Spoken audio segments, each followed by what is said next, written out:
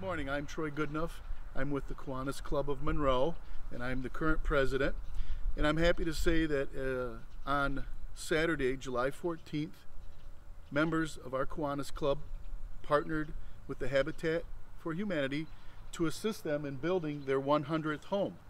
I'm proud to say that on that day we had almost throughout the day 20 members from our club who came out and participated. Some stayed all day, some came out intermittently, but we were fortunate enough that we were able to get the exterior walls erected on the home and the interior walls all laid out.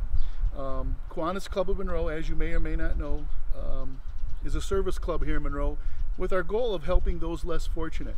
And our mission and goals fits that of the Habitat of Humanity. And that's why we partnered with them to build this beautiful home. We're proud to say that this is their 100th home that they've built here in our community.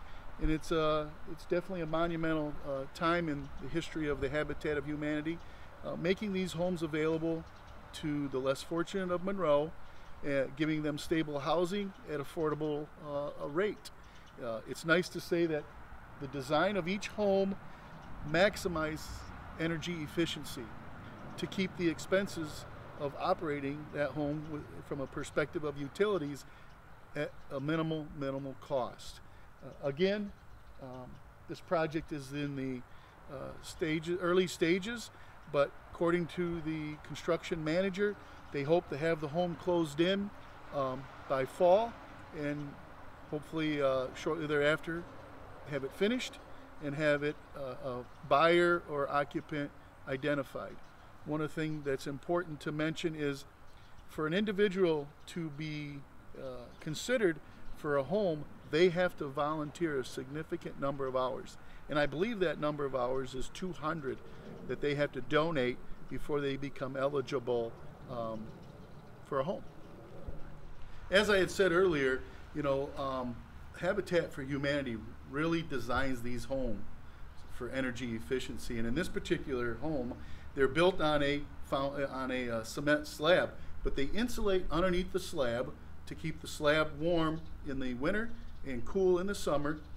As you can see by the wall design, they are 2x4 walls, but they have polystyrene on the exterior, again with OSB siding over that to improve the insulation and air barrier, as well as they will spray these walls with insulation.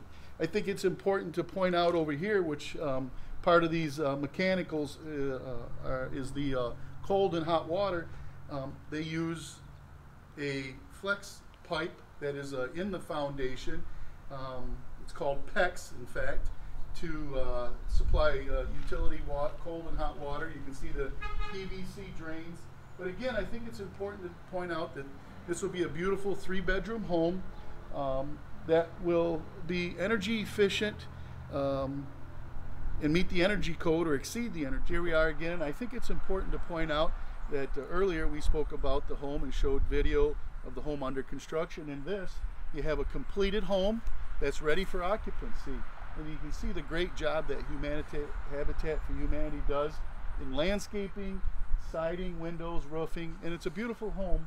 And it's my understanding that it won't be much longer that this home will be granted to a recipient to move into. And again, it complements the neighborhood, it rejuvenates a neighborhood, and it just adds longevity to the neighborhood. So again, this is the finished product of a Habitat for Humanity home.